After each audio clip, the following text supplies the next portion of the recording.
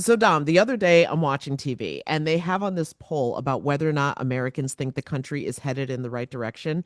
And listen, how the numbers broke down really doesn't matter. But I was just like, what the hell kind of question is that? It sounds like a really informative question. I feel like I'm getting a lot of information out of that poll. It tells you absolutely nothing because both a liberal and a conservative at this point would both say the country's headed in the wrong direction, but for completely different reasons. Like, what's the purpose of it? To tell you, right? I mean, what's the purpose of it? Exactly. And I think it's if you're going to do polling, you got to include the nuance, or you at least have to ask more specific questions, in my humble opinion. So we decided to make that the subject of this week's show because what the hell, news media? Let's start the show. Hi, I'm Jenna. And I'm Dom. You know what's funny? Not long ago, we were both breaking news. Now we're Breaking unemployment records. exactly just like thousands of other journalists who've been laid off from newsrooms across the country.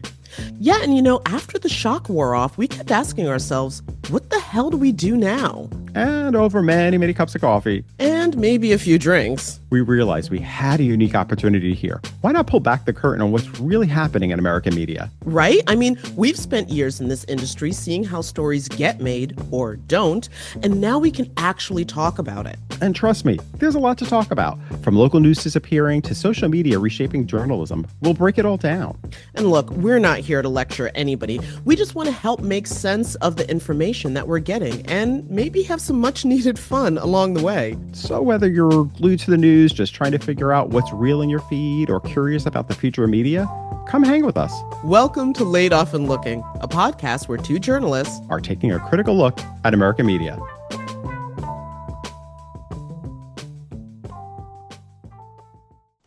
Yeah, Jenna, I mean, you know my opinion about polls. I feel you do, which Yeah, is the no, I, fact that I get it.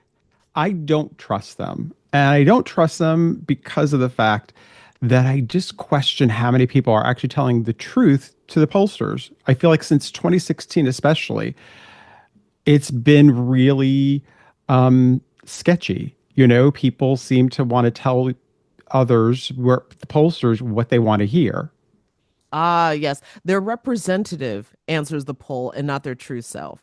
Now, I have to admit that there is some degree of science behind this, and that maybe pollsters do know how to probe a little more Mhm. behind the scenes to get you to answer as your honest self. But yeah, I think we all got burned by that 2016 election and what polling was saying and what ultimately happened. And I think it also goes to the fact of you start questioning the places that are taking the polls, the information. Like we've sort of gotten into this. Was like how much of it is how diverse are the people you're talking to? What are the numbers of people you're talking to? I think those are always the questions that you have, and sometimes yes, when you see the data that comes from some of this, that is it helps to give you a better understanding. But my question is this, Jenna, what number is good when we're talking about taking a poll? What numbers are better in terms of this means the poll is more accurate if we poll this many people? Absolutely. And what you said about diversity of polls is also, I think, a really big thing because just because you have, for example, my sensitive point, and African American in the room does not mean this person speaks like you. Hmm. Consider you that your poll could include, I don't know, Candace Owens. Right. Yeah, I have a exactly. bone to pick. But like, because one of the other things that I remember going into this last election cycle was that some of the campaigns were engaging with pollsters who dealt specifically within minority groups to suss out the diversity within that. Because again, like I feel like, and I don't know, there's a whole bunch of reasons why there's different diversity within the LGBTQ community, Hmm. but it's not all like, oh, I'm queer, so obviously I think that. Right. Right. Yeah. And I think that, you know, what it comes back down to is the data, right? Like, what is the data that you're dealing with? And data usually is pretty straightforward, but sometimes also the people who when they're taking that information, the people who take that information, how do they tell the story with that information? I was going to say the interpretation of the data and how that's presented to the public, I think is huge. So, with all of these qualms, concerns, confusion, and frankly, bones to pick, this week we decided to reach out to someone who is an expert in data journalism. And that, of course, is Jess Awtry. Jess is the Vice President of Digital Strategy and Communications at the Pew Research Center. And Jess gave us a few moments of her time. Audiences today are flooded with misinformation, viral posts, and AI generated content, but there's so much out there that it's getting harder to tell what's real. But the goal of journalism hasn't changed. It's still about challenging and telling the truth and explaining the world with evidence. That's where data journalism comes in. It's not just about spreadsheets or charts. It can mean using data as a source in traditional reporting or creating visuals and tools that help people make sense of complex stories. Data journalism makes the work stronger. It adds context, helps reporters spot patterns, and keeps the focus on what's true instead of what's popular. So, our guest today knows that better than anyone else. Jess Awtry is Vice President of Digital Strategy and Communications at the Pew Research Center. She's worked in local newsrooms at USA Today and now helps one of the most trusted research institutions in the country connect data to real audiences. Jess, welcome to the show. Thank y'all. I am really excited to be here. Oh my God, it's Fun. such an honor to have you on the It's an honor to show. be here. So for anyone who isn't familiar, I guess how would you explain what data journalism is? Because that can be, I think, maybe a little esoteric for people who aren't familiar with the actual work. Yeah, I mean, the good old days of like 10 years ago, we were still calling it CAR, computer assisted reporting, which was such an anachronistic term. But, data journalism it's just an extension of the natural curiosity that makes a good journalist. I mean, the best journalists say, why is this happening? Why are they digging a hole in the ground over there? What is the root cause of that problem over there? This is just an amplification of that. And I guess I put it in two buckets. There's the sort of data that allows journalists to get smarter about the pulse of their readers and their audiences. And then there's the types of data they can go out and find. And that's everything from the rise and fall of frozen yogurt chains to detailed survey data on the ethics of AI. And ultimately, it's about journalists being pattern recognition engines. We already do that. We already spot Mm. things. All humans do that. I mean, this notion of it's how we're hardwired, to tell the difference between a wolf and a tree when something moves in the leaves. It's no different.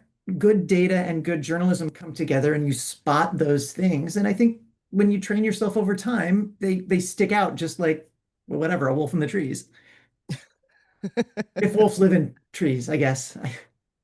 Well, I mean, I don't know. I do my fair share of hiking around where I live, and so maybe not a wolf in the trees, but definitely a bear. That. Right. Yeah. Better example. So, what happens when newsrooms start to treat data like an afterthought? Or have you had any experiences where that's happened, where data can become like, well, it's not as sexy and isn't going to get us the clicks that we need to, generate income for advertising revenue and blah, blah, blah. I mean, yes, is the short answer. I mean, one, I mean, just backing up to the word clicks. Clicks are data and they can be very clinical, but I always try to, when I'm working with newsrooms, divorce us from that notion. What is a click? It's a human decision.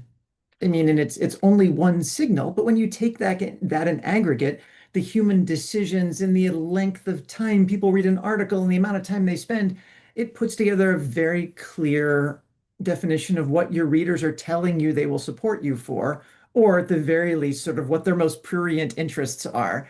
But, even when you start tuning that out, I mean, data in and of itself is just numbers, but what's fascinating is the work we bring to it as journalists because you find the humanity in the data. I mean, I tell people every single chart out there tells a story. In fact, I used to, when I was training early data journalists, it's you put a chart up without any identifying labels and tell me what story does that tell? Well, something was very low and then it went very high and then it fell off a cliff suddenly and then it slowly went up. And then you put the axes next to it and you say, oh, that was the, trust in the media. And you can see it over the course of elections. And then it's Or fallen one, off a cliff. right, I'd say the one that goes down all the time, which is print newspaper revenue. But, data tells a story. And for people who think that data is clinical or bland, they're not humanizing the data. All the way down to the local or civic level, you can go get car accidents data and police response time in and of itself. Maybe that's not a fascinating tale until you take that to the human level and look at the human cases where slower first responder response time at these intersections caused real havoc for the families who were impacted. So, ultimately, data, yes, there will always be nerds like me who just love going elbows deep in data, but most of our readers want that human connection, whether you're talking about the public or whether you're talking about it in terms of your own news operation to guide the strategy.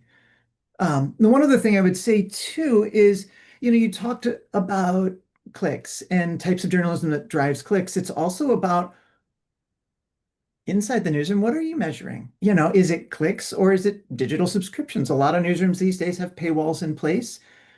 The number of things that drive digital subscriptions are very different from the sorts of things that drive those clicks. And making sure that you listen to those signals can help, I think, guide you towards smarter, more impactful journalism. Mm. And that's interesting because, I feel like, do you think enough newsrooms actually practice that? Do you think enough newsrooms actually practice looking at things that specifically? Because I feel like sometimes I get the sense a lot of people don't even know what they're looking for. They'll look at somebody else saying they're doing really successful there, and I want that, as opposed to looking at like, wait a minute, what do our readers want? What do our people want? That's all we should be doing. To me, any newsroom editor these days needs to have a little bit of analyst in their DNA. And the reality is we've always had it because we have gut instinct, and gut instinct comes from experience. A lot of times we'll have an intrinsic sense of this is a great story, this is going to move mountains, or this is going to go nuts on the internet, or this is going to or this nobody's going to read this. Why do we have those gut instincts? Because we have the data at some point, and so this is just in a lot of ways closer attention to data sort of just retrains your gut biome. I guess it's like the probiotic yogurt of journalism. It just retrains it with fresh perspectives. But to answer your question, I think far too many newsrooms still aren't focusing on listening. I don't even want to call it data, but listening to their audiences in the ways that matter. A click, that's easy to measure. We've been doing that for 25 years. That's a piece of cake. Measuring what caused somebody to get out their credit card and type in the numbers and subscribe, that's complicated and that's hard to measure. And so it's much easier for people to say, I'm not going to worry about it. Let's not measure that.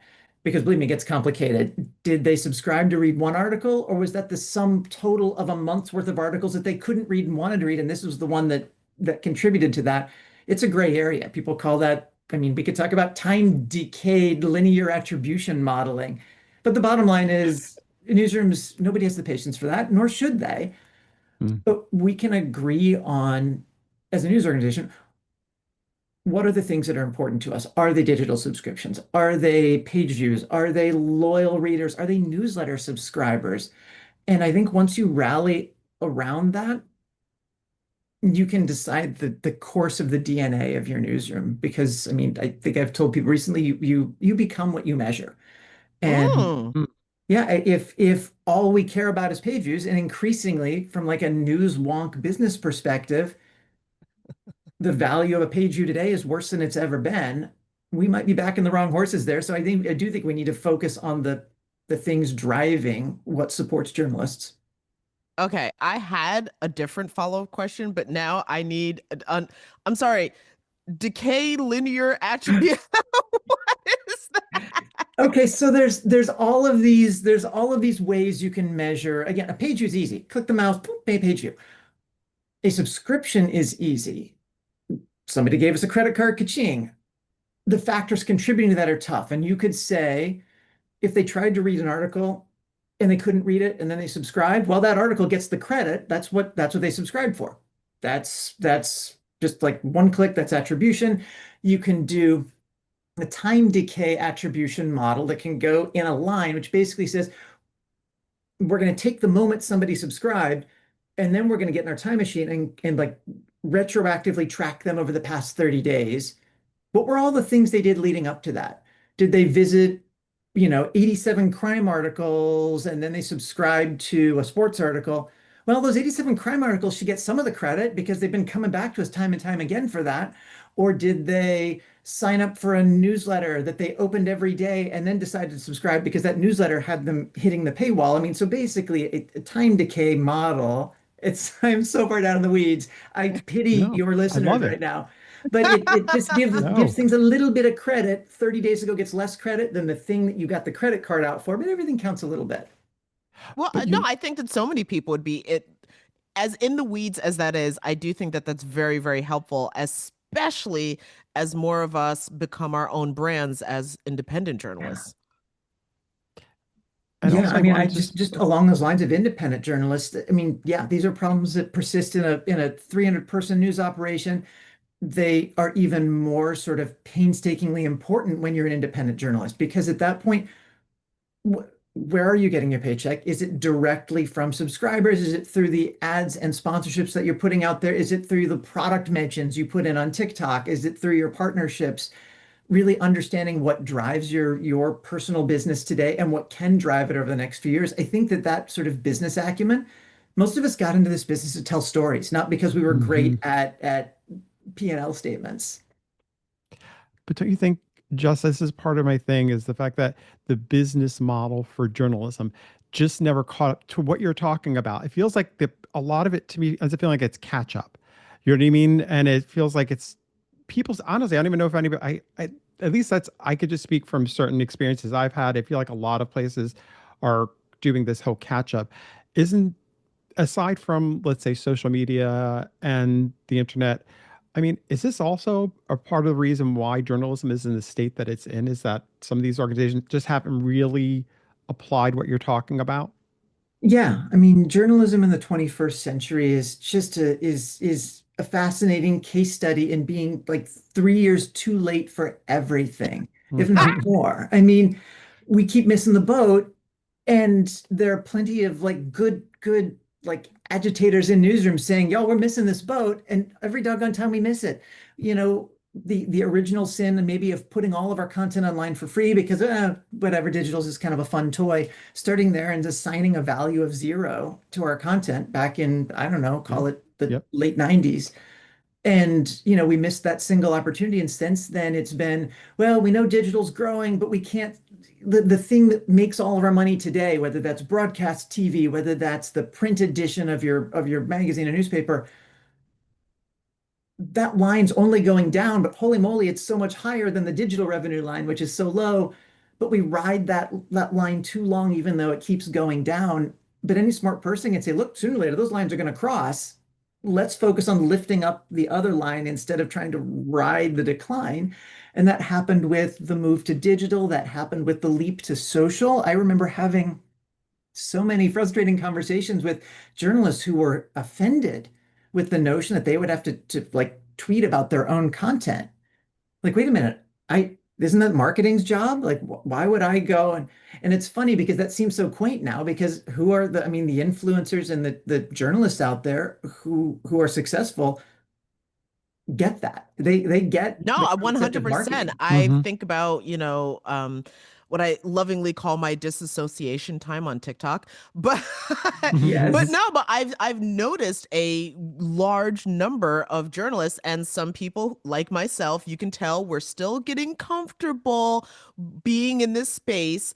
And it seems to me the challenge is that when you're in social media, you are the brand and your brand is telling the story, your brand, you as the person. Whereas traditionally, those of us who at least were trained traditionally were taught that the story comes first and you just happen to be the person who was telling it or something like that. Like you're not out front and social media demands, no, I want you, the personality out front, and then tell me the story. And that's an awkward place to be. Yeah. I mean, other than, a marquee columnist or an anchor, I mean, we were all encouraged as journalists to tell the story, but but not be part of the story, to be in a lot of ways a Hmm. Exactly. faceless Hmm. cog. And we see it in the data and all of, I mean, Pew Research data that trust in brands, in news brands is going down, but trust in individuals is going up. And so, yeah, there is increasingly more value to being a trusted journalist than being part of a brand. And there's still high trust for legacy institutions, but people are skeptical. And we've probably given them reasons to be along the way, but bottom line is we're here today, and people don't trust institutions, they trust people. But interesting. The way I also see it too is these larger institutions having, when we think about it, Jenna, when you're talking about like when you're mentioning about we grew up in a time where it was like you were saying just not part of the story. It was about the story itself. That kind of worked for these larger models because in a sense they controlled how the story got put out there, and also it kept the actual person who reported the story as you're not getting too big out there. We control, you don't end up, maybe you don't get too big out there that you think you can start bouncing around, or the fact that you could find another job, maybe you get hired by somebody else. It's kind of, it works to their advantage to keep people more under control of the actual institution. Oh, I So never therefore when thought you, of it that way. Yeah. well, I mean, that's the way I'm trying to think, because I'm thinking that there was a period in time where companies, they didn't want their people who worked on on their shows to be promoting anything. Now all of a sudden they all like, get out there. You got to have an account. You have, it's like, because now they're struggling and they will take that risk on our content. But in the past, they were in control. They were making the money. And in that Mhm. sense, they controlled the content, they controlled you know what I'm saying? That's the way I'm sort of seeing it. And I think that's part of it. It's fascinating. But again, this is happening because as we're talking about this, it's like hitting me. I'm like, oh yeah. I mean, it's true. Like we felt kind of tied to this model that doesn't really work anymore and hasn't worked for Mhm. a long time. I remember the first time I was working at Salt Lake Tribune at the time, and we were looking to hire a senior reporting position, and we were talking about their social media following at the time. And Twitter had only been around a few years, and we were all still so optimistic about like the social media that it was going to democratize everything. And I know we were so naive, but I know. we were as part of the hiring process, we were thinking, well, how many followers is this person bringing to the table? And I just took a step back, and you think, we are in a different level of the game now, and in a lot of Hmm. ways that does give power, Dom, to what you're saying, back to individuals and creators. Well, so here's one of the things that I've also wondered, and we've spoken to some, especially younger journalists, Gen Zs, who very much understand that I am not just a journalist, I am a brand. But where does that leave us with the notion of objectivity? And does that even still hold the way that it did? Because I just don't see people buying the whole Walter Cronkite, I don't have an opinion about anything thing anymore, which again, you could easily poke holes in the fact that a cisgendered straight white man, of course, you have an opinion, but I just don't see audiences as engaged with that or even looking for that. It's almost as if, like, sure, I would love to see, maybe a liberal journalist have a conversation with a conservative, but I want to know who you are as a person. And I don't believe that you don't have an opinion. Yeah, I mean, Pew Research, I mean, I've always been a data nerd. Now I get to work at like the Willy Wonka of data nerd places. Hmm. But we did a poll, I think it was over the summer, and it was around 9,000 people. But they expect a lot of us, whether we're a capital J journalist or an independent creator. I mean, 9 out of 10 say, of course, you have to be honest. But the other things that they rank right below that, or you have to be intelligent, which, okay, well, I appreciate that they still want that, even though viewing patterns don't always seem to line up with that. But Nope. the number third is authenticity. And those all three are like very close. For the record, the fourth one is kindness, and that's a long way down. It's like only 6 out of 10 care if we're kind, but 8 out of 10 needs to be authentic. And that gap for me, I think, speaks a lot. That increasingly today's audiences do want you to put your cards on the table. And you know what? Some people can do that. I think where we have to go, if a lot of us, and I will call myself an old school journalist in this sense, I will do my best to be as objective as I can. I am not comfortable sharing, political leanings and the like, but I keep telling people you can have tone without bias. You can be a real human. I can tell somebody that I'm a vegetarian. I'm not, but I could tell somebody if I were, and that in and of itself does not compromise me as my ability to be a journalist, but it humanizes. It lets people know I am a real three-dimensional person. I'm not robo-journalist, and you only see me from the waist up, and I've got robot legs below that. No, we're real authentic people. And so I think, my advice to journalists out there is if you're not in a position where you're ready to put those cards on the table, if you do want to try and be a nonpartisan face, it's a tricky space to be in these days, but the very least you can be is a real human. Well, I definitely will say, having started out in radio, that wasn't always an issue for me. But once I got to broadcast television, I don't know, I just kind of felt like whenever I was in spaces, and I would notice this depending on the conversation of who I was interviewing, my presence as a Black woman it would always color whatever kind of interview that I was doing. No pun intended. But I want to go back to your earlier point about following, like data in terms of what it is that, people are engaging with and what it is that they want and delivering more of that.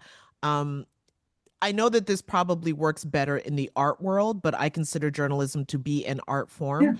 And that is, does that not leave room for the innovation that the audience didn't even know that they wanted? Like, if I think of music, for example, I don't think anybody knew they wanted David Bowie, but we're all super glad we got him. exactly. Yeah, that's where we get into, and I mean, I always tell people there's an art and a science to this, and we can't hew towards either one. I think there was a part, not too far ago in our history where we like to think we know better than the readers, and we would force feed, down like you said, we could afford to be a gatekeeper to some extent. There's no gate anymore. We're just like trying to Mhm. hold up a picket fence, and people are just streaming around us. But no, I think if we pivot too hard and we sort of only look at the empirical data and only give people more, we're just as guilty on that side. The way I like to put it is you use the science to fund the art, I guess, in this case, in that Oh. we give readers some of what they're asking for us. We figure out how to map that to things that match our values. An example I used to do in local is if we keep seeing in the real-time data that, that people will click on every car crash story we do, yes, one answer to that is strap a police scanner to everybody's hip and go chase ambulances. The other answer to that could be, is there public service somewhere in there for us to be able to tell people here are the most deadly intersections in town when we tracked it over 2 years, or here are the parts of town that have the most intersect, let's add some intersectionality there with household demographics or race or income levels, and let's start assigning deeper value and patterns to what the audiences are telling us they're interested in at the core. That's one way to do it. And the other way is basically acknowledging we write about the crash stories to fund the experiments we want to make. And any of those things are good, but I often viewed that, whether I was with Newsweek or USA Today, we do a lot of things that fund the bigger picture journalism that is going to be important, that is going to be meaningful, that is going to maybe move mountains and change minds, but not millions. It might be thousands or hundreds, depending on your audience. And if you only go in saying, I want to matter to these handful of people, you're never going to make it. And so it's figuring out how to balance the things that make money with the things that matter to us. Capitalism. Dom, you got a question? Yes.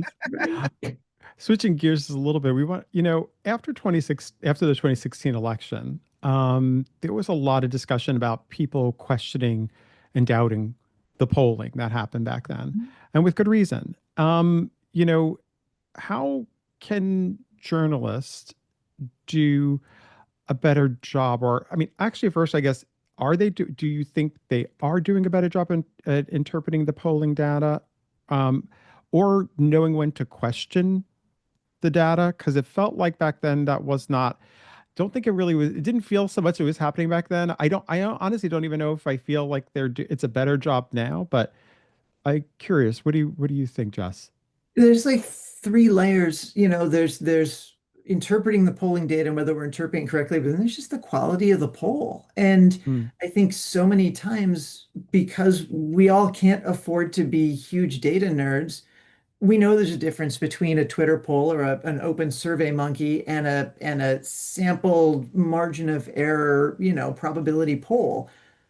But beyond that, we don't necessarily look under the hood. And ultimately that every journalist can't afford to look under the hood of the quality of the poll. And so they have to start trusting. I come back to trusting brands, but they have to trust people. And I was thinking about this a little bit. I mean, Pew Research Center, I didn't know before I started here a few months ago the painstaking effort that they put in place to try and get this right, because 2016 was a wake-up call. So was 2020 to some extent. I mean, Hmm. polls are often wrong. Pew Research Center does a few different things with that. I mean, one, we have our own panels. We're not buying someone else's data and interpreting it. We've got 10,000 people in some cases. We'll go get more in others. But then we try and oversample underrepresented groups, and we get into statistical weighting. And I am happy to dive into all those weeds.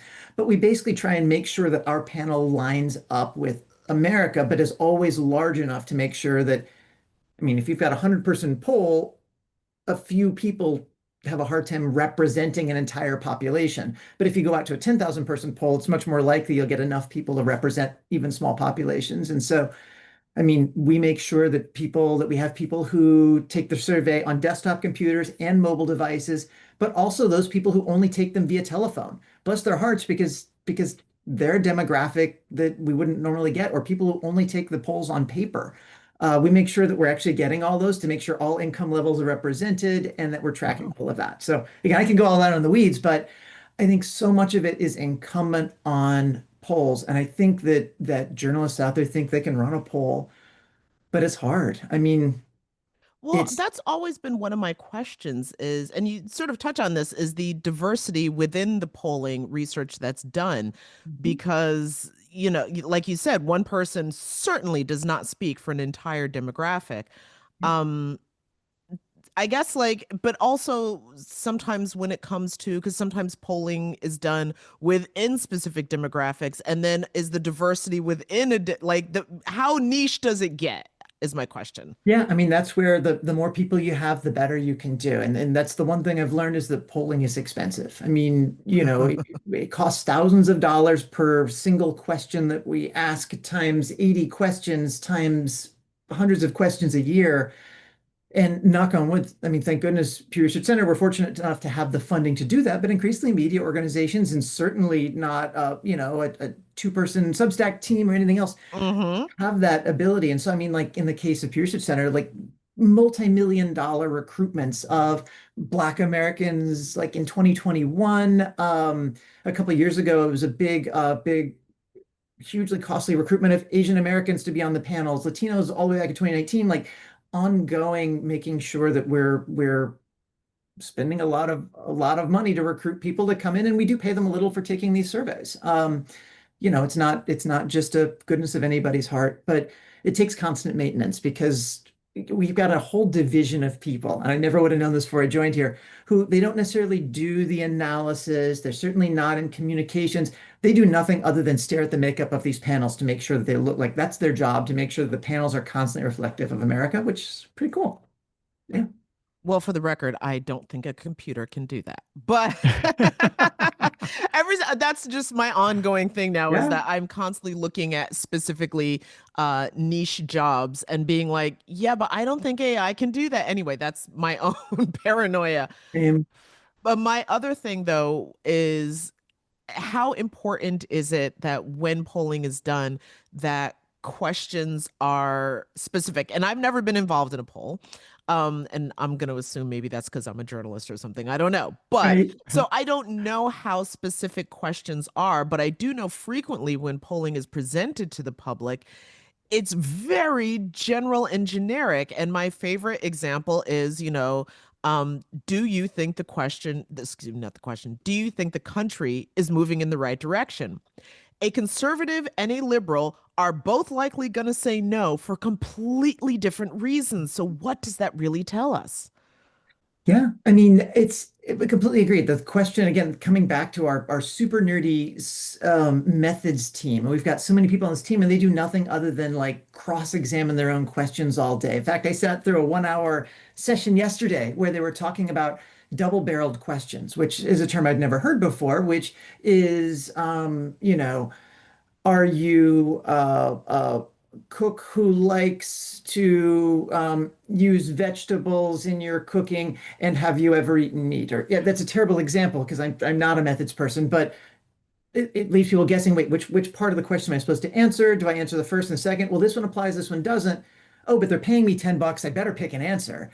And what they found over time, and they measured, oh, that's not the best way. If we break it in half, if this, then you'll answer this. But if you say no to this, we'll just skip that, resulted in much more accurate answers. I mean, point being, yes. I mean, and we know this as journalists too. The way you ask the question is going to work people towards an answer. And so, yeah, there's a lot. I mean, that's why organizations like 538, when when they were in their heyday and they're like rated pollster reputability, it is important.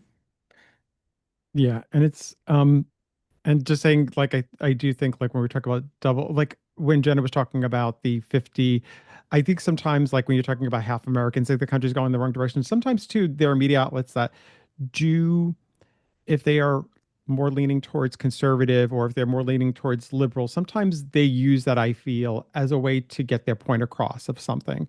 Like, I do think sometimes, not everybody, but I do think sometimes they do that because they want to pull their point out. Like, look, most Americans are, because they're speaking towards their audience. They want a particular answer, and that feeds to their narrative. But aside from that, we kind of did want to go into the whole thing of talking about AI. Um, Mhm.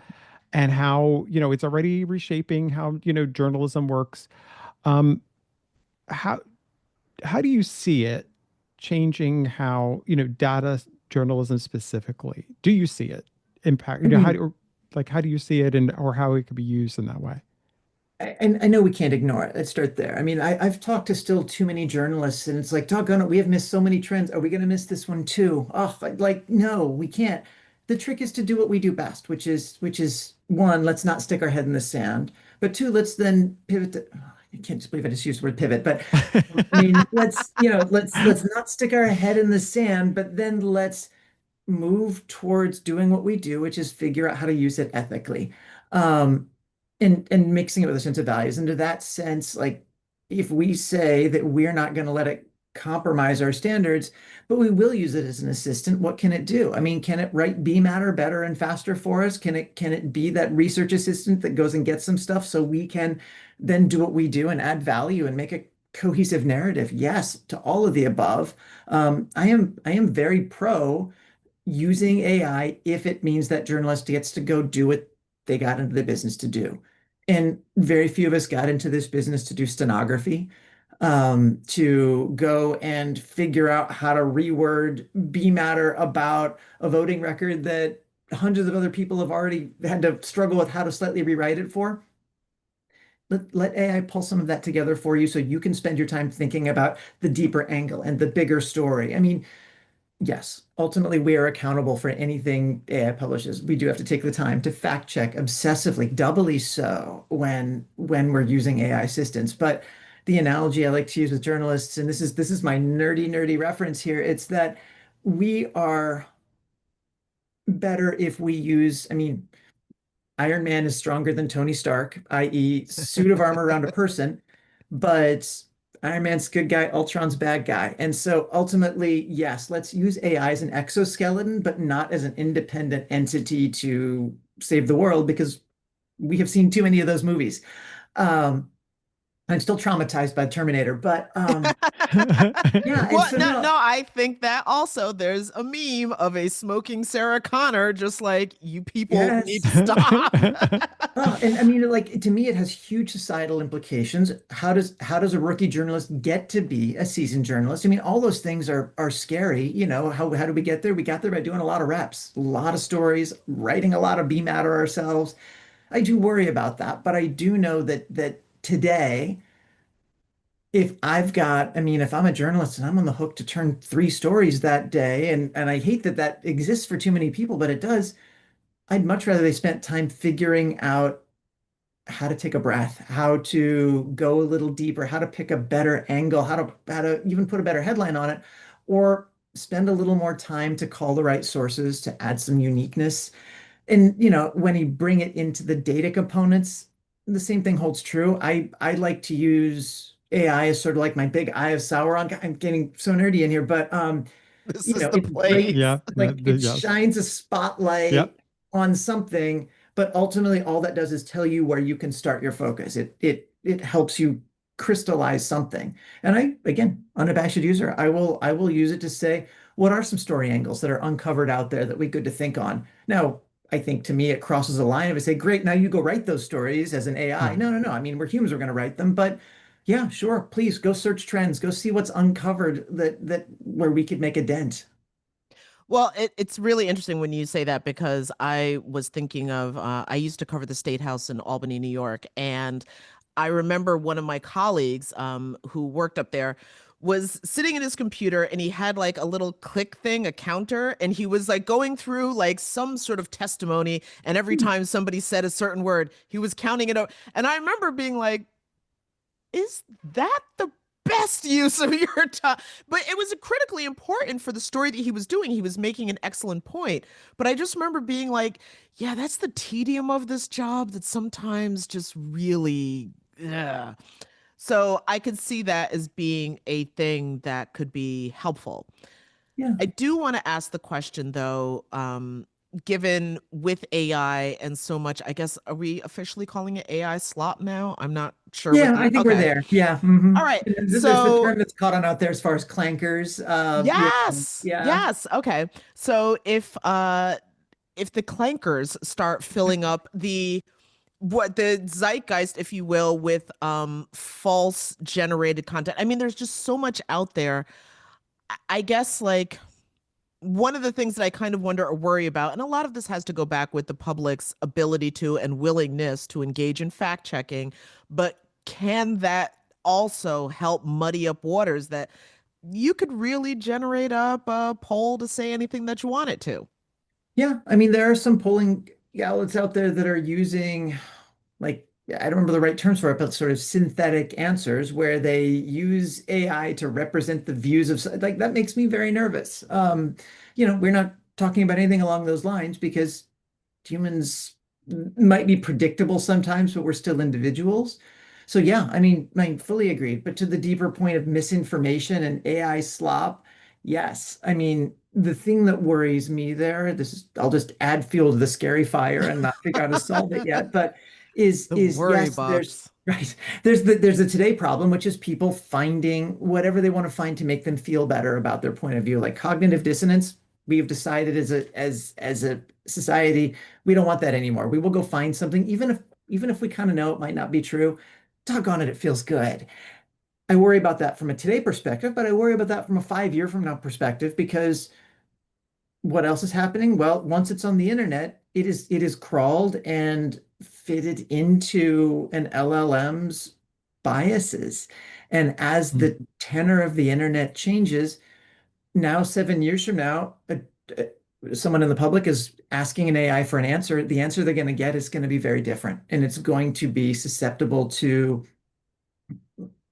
a volume game. Whoever says the most things the most times is going to get cited the most regularity. That's what I'm thinking of is like, what if like you get an algorithm or something to just scrape the web and be like, well, people are talking about this. And I'm like, well, that's also a reflection of who's online in the first place. Exactly. Yeah. And I wish I could say I had an answer to that. I mean, I don't, unfortunately, but it's a huge fear that I have. I mean, we're trying to do our own few things to help stand in the way of that. We're doing what we're calling micro publishing, where we are not letting an AI connect the dots between a bunch of facts. We'll take a whole bunch of facts and put them out there as like invisible separate articles, basically, like 3 sentence articles, so that when someone searches for that thing in an AI chat engine, it's not having to try and invent the answer. We've made it very easy in one place, like we've connected a few dots for them. I don't know if that's a Mm. bet that'll pay off, but it's something we're experimenting with just to see does that help improve the quality of that information over time. what about, of course, almost every news article or any story has some kind of AI summary attached to the top of it. And let's be real, most people are rushing through the day. They're just going to look at that summary. What's the risk? Like what's the risk of, I guess that is what people, that's the most people will end up reading from that article rather than reading the whole thing in its full context. That's the information they're getting when we're walking away with. I mean, that's a tough one, Dom. There's a couple of risks there. The risk that most people probably don't think of for now is if people read the summary, whether it's a Google summary or even if it's on the news website and it's a summary at the top, that is decimating our ability to pay more journalists.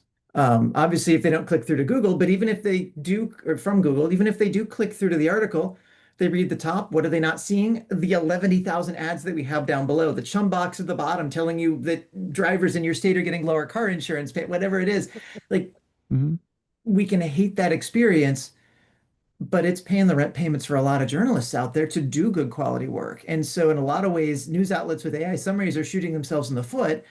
But the other piece is if we don't make it easy for people, if we don't give them the summary, they won't visit at all. And so, I mean, for me, it's not a case of do the summary or not do the summary. I think in a lot of ways we have to. I think from a journalism perspective, it's how do we figure out where we're making our money if it's not from the 8 trillion ads, and that's a whole separate conversation. We talk about media business models, but Hmm. yeah, I mean, ultimately our audiences, this comes back to listening. I mean, they're shouting at us, and if they're telling us they don't have enough time, to me that says we have to do something with that. If we just steadfastly say no, you do have enough time to read my work, they're saying now that may mean what we need to do is tell better stories, because we know that there are some things. I mean, someone will spend distraction time, half hour on TikTok. It's not the Hmm. case of time. It's, are we being compelling enough? So I think it forces us Mm. into facing ourselves in tough ways. Are stories really as good as we think they are? Um, Back when we had the first sort of real-time analytics tool, we were using a company called Chartbeat at the time, but lots of companies do this now. You'll see a counter of, 87% of your readers made it to here. Oh, you lost 20% of them in that one paragraph. Oh, and then you get to the bottom and 9% of readers made it to the bottom. Um, that's sad stuff, until I remember one particular journalist in our newsroom would look for where she lost 20% of her readers, and she would go look at the big board in the newsroom, and then she would clomp back over to her desk and reword that paragraph and wait about 5 minutes and watch that fix itself. Oh, and now people are reading a little deeper. I mean, so if you're listening to our readers and we're Wow. not ignoring them, there can be goodness in it too. Wow. Okay. I literally never thought of that. What were you gonna Yeah. say? No, no, go ahead. Oh, okay. Well, anyway, I do want to pivot though. Yeah. Um, so when it comes to journalists learning from creators, because that's also a theme that we've talked about a lot on this podcast, and sharing with audiences who's behind their work and things of that nature. Um, I guess, is there any value in sharing data? First of all, is it data or data? I don't know. I didn't I watch think it's, Next I think they Generation. both, I checked this out because I know we were saying no, because they should, and I I think both are realize as I'm correct. It's talking, just I two don't different. I know. know, no, it's so funny because I bounce back and forth as we're speaking sometimes on those. Like I Yeah. was like data. They say technically both are correct. I guess it's one is more, Perfect. yeah, whatever. Okay, So all right. It go can be ahead, like the Jenna. eternal question, is it Yes. controller or Right. comptroller? Anyway, another nerdy point. So anyway, the point is that is engage, like sharing some raw data or something like that. Like, and this is where I got, like, to tell a story, and this is where I got that from. Is that valuable to audiences, considering just the pervasive level of skepticism? Like, how can you say this, that, and the other? Because the data that it says, Yeah. even though I don't know, because then at the same time, we've had scientists at this point to data, and people are still like, I don't believe it. It matters to the right people. That's the way I'd put it, I guess, is, for the vast majority of the people that you're writing for, no, they will be predisposed to love or hate your work or place entirely unfair value judgments on you as a person, regardless of that. But for the people that you're trying to get through to, they're going to appreciate knowing that that's there. I mean, I've seen that time and time again in the number of people who make it to the bottom of the story And then, I mean, in the case of news, we get a little fairness meter at the bottom of the story.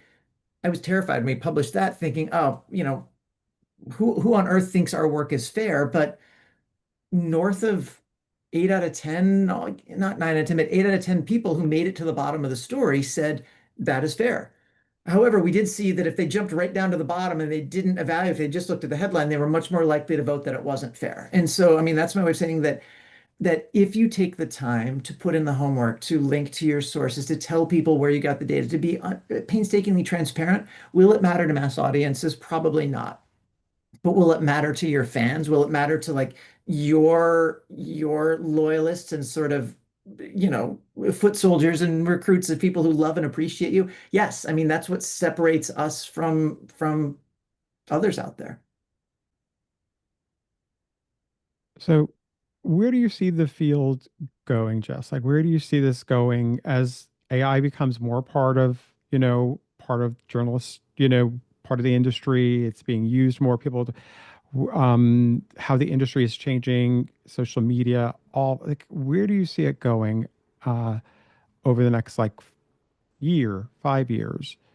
Feels to be changing so fast. Yeah, I mean, if we're talking 5 years, I'd be an idiot to forecast 5 years, but I'm going to be an idiot. Let's do it anyway. I Join mean, us. Exactly. right? I mean, what the heck? But no, I mean, look at where it's going and look at how fast it's happened already. This shift to a creator-driven news world has been so fast. And by creator, I mean, people who are not affiliated with the news brand, who are out there independently, whether it's on TikTok or Substack or Spotify. Um, what was the stat that we just published a few weeks ago? I mean, 1 in 5 get their news from TikTok. Hmm. I would have lost that bet a year ago, much less Oh, 5 years ago. totally. I mean, 1 in 5, that's enormous. If you are under 30, that number is appreciably half. I mean, it's like it's 40 some percent. But half of Americans under 30 get their news from TikTok. So what has to change is journalists have to be there. Whether you're an independent journalist or not, you have to be there. If you're a big journalism organization, if you fund a lot of journalists, you have to figure out how to make money there because creators are. They're doing it through products. They're doing it through not display ads and car insurance chum boxes, but they're doing it through ways that are ethical. And so where are we going? I think we're going towards a lot of independent people. People who trust personalities. And I think we can still be unbiased. I think there's more revenue in being biased, but there is a lane for people who truly do want to be nonpartisan and in a way to still make a good living doing that. I think we're there. I think it's independent outlets. I think it's unfortunately dragging people to your news website in 2025, much less 2030. That's increasingly a losing proposition, and your website ultimately is not a place where new readers visit. It's a home base for your loyalists. And I think we're moving into let's do the things AI can't do. If you're a journalist, build up your name enough, but then start figuring out how you use your name to connect people because AI is terrible at connecting people. Um, there's a reason that things like Punch Bowl started, and they started around an event strategy, which has been great for them. Newer news publications, Semaphore, I mean, Axios to some degree, they're huge in the event space. They pull people together in the real world. They help people connect with people. I see a future where journalists can do that with their circles of people. Um, Again, I could go on all day, but I don't think it's the end for journalism.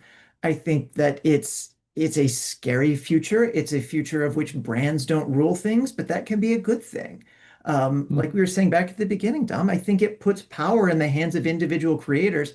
I think it's a harder road to hoe. If you want to take the high road and be nonpartisan, I think it's needed, and I really hope people do it. But we're seeing this money. I don't like the fact that we have to be beholden to others' algorithms. It's what killed BuzzFeed. The Google Yep. Discover algorithm is Hmm. killing off Hmm. many more sites. Here we go again. But I don't think we have a solution to that yet. No, no. I mean, I think there were some ideas of we treat social media as a utility, but that got shot down in Congress. Yeah, right. Idealism. It's so naive. I know it's Congress where good ideas go to die. Right. Um, I did want to ask you before we let you go, because we've had a fabulous conversation, but we are running out of time.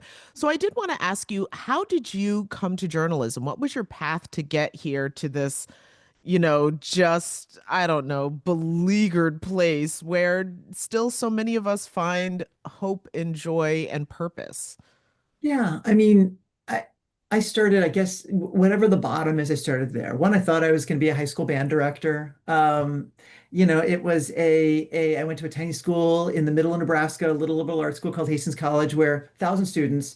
So if you wanted to be the editor of the paper, they pretty much always needed one. If you wanted to, they had technology everywhere. If you wanted to use it, you just went in there and pushed some buttons. And so it was a great playground. Um, but I thought I was going to be a band director. Journalism was a hobby, but I graduated, and I remember this catalyzing moment was I went to go buy reeds, and I was trying to figure out where I was going to get my master's degree in saxophone performance or not. And the person I went to buy some more saxophone reeds for, he was actually going through his master's program, and I was like, well, that doesn't bode well for me, like my job future. And so I graduated and found a job 20 miles up the road working the night copy desk at a small paper, nights and weekends and holidays, laying out wire pages in central Nebraska. And it went from there. I started in page design and layout and moved up into this whole digital thing that people weren't sure if it was going to go anywhere or not. And then the detour through this, the other catalyzing moment was when I was working in a large newsroom and discovered web analytics for the first time. And I printed out a whole bunch of things because printing out was something we did. And I took it to my editor and said, look at this. Did you know we can actually see, like, by reporter, what stories people are reading and how many pages? And she like looked through it for like 10 minutes and she turned it face down on her desk and said, nobody can ever see this. And Wow. that was the moment where I thought, okay, there's a better way to run a newsroom. I mean, we should be listening to our readers and then translating that to our ethics. And it went from there. I mean, I ran local newsrooms from teeny tiny operations in Idaho all the way up to big shops. And it's always going to be a part of me. But I guess I thought I was going to be a band director. And then I fell in love with listening to readers, I guess, is when you get down to it. I mean, I don't think you can go wrong with that. No. Jess, thank you so much. This has been a fun, I mean, believe it or not, you made data fun, or at least you made it fun Yep. for me.